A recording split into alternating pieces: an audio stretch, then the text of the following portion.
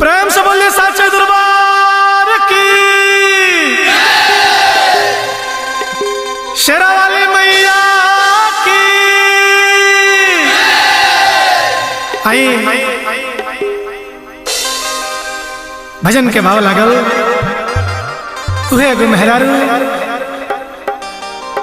माई से विनती प्रार्थना करे तरीका तरीके से और बानल रहे नहीं हरवाए माई और बानल रहे ससुरावा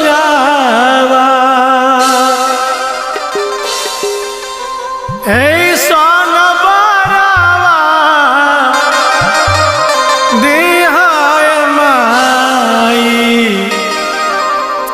कि बानल राहे से नूरावा।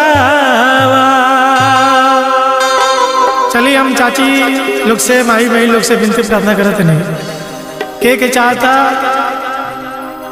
कि नैहर और ससुरा दोनों बन रहे साथे साथे के ही चाहता जकर अमर सुहाग हो जाओ जकर सुहाग बन रहे वो सब कहूँ एक बार दोनों हाथ उठा के लगावे माई के नाम के जयकारा।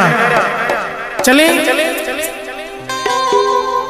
और जोरदार ताली के साथ है माई के गीत के गावे के बाद साथे साथे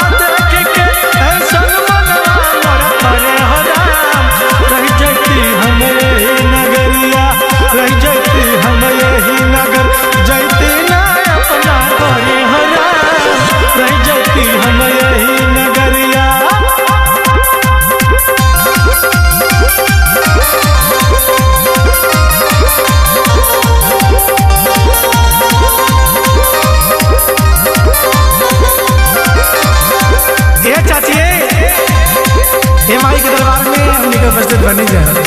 निश्चित रूप से माई हमने के झोली भरी है और हम तो काम कि जे मेला में लोग आइल बा जेने ओने खड़ा बा जे मेला में लोग ना के खड़ा बा ओकरा से विनती प्रार्थना कि आप जगह बना के बैठ जाए। माई के जागरण के प्रोग्राम होता और सबके एक बार दोनों हाथ पे उठावे और माई के नाम के जयकारा लगावे प्रेम से।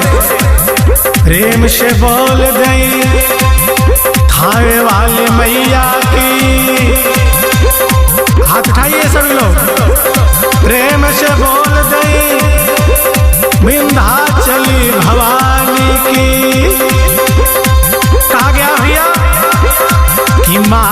ज्योति से नूर मिलता है, माँ की ज्योति से नूर मिलता है। माँ के दरबार में जो आता है उसे कुछ ना कुछ जरूर मिलता है। इसलिए बोला है, प्रेम से बोले साचे दरबार की। बाबल भाई रे भोके जावा, ससुरा में लहुरा देवारा, ऐसा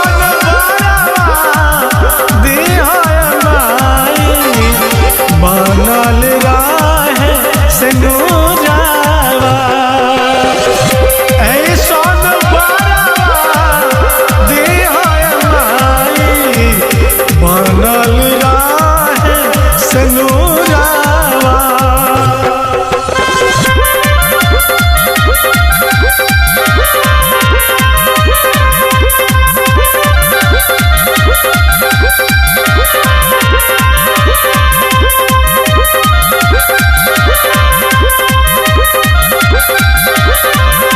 कि छोटे छोटे पावा हमार हम कैसे के आई हो, कि छोटे छोटे पावा हमार हम कैसे के आई हो।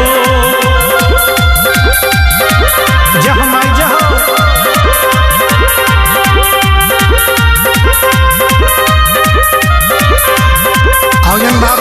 औजन बाबा सबसे पीछे बैठल बनी। हम बाबा सही करम के बाबा रोबा लाठी लेके आइल बनी। वो झंडी वाला लाठी है, पूरा अपन लाठी ऊपर करी, झंडा ऊपर करी, माई के झंडा लहरावल जा। और नौजवान साथी जो मोटरसाइकिल पर बैठल बने जी, ओकरा से विनती प्रार्थना कि भैया आप भी ताली बजाइए माँ के दरबार में। और कहना है कैसे,